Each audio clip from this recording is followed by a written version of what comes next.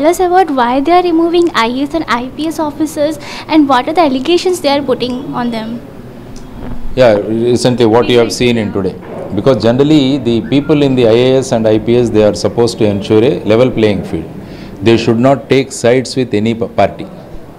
I mean, let there be this YSRCP Congress government, but as a civil servant, you are supposed to treat everybody equally and you are not supposed to side with any party.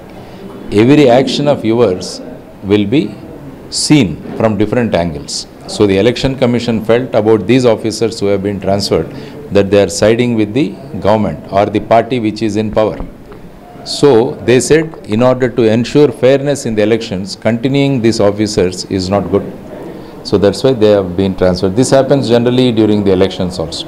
ఏ అధికారులైతే అన్ని పార్టీలను సమంగా చూడకుండా పాలకపక్షం వైపు వాళ్ళు మొగ్గు చూపుతారో అలాంటి వాళ్ళని election టైంలో వాళ్ళను ట్రాన్స్ఫర్ చేయడం అన్నది సహజం.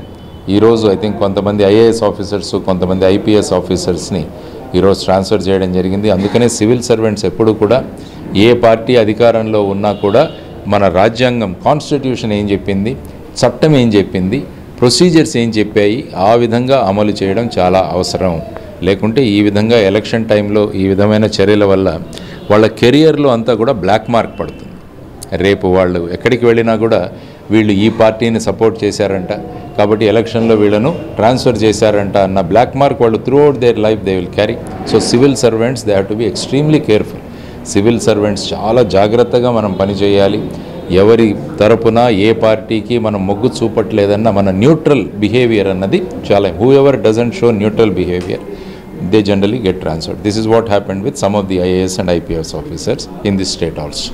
Hi viewers, Vizag vision channel ని సబ్స్క్రైబ్ చేసుకోండి. మా ఛానల్ అందిస్తున్న జాతీయ అంతర్జాతీయ స్థాయి వార్తా విశేషాలు నోటిఫికేషన్స్ కోసం ఇక్కడ కనిపిస్తున్న బెల్ ఐకాన్ ని క్లిక్ చేయండి.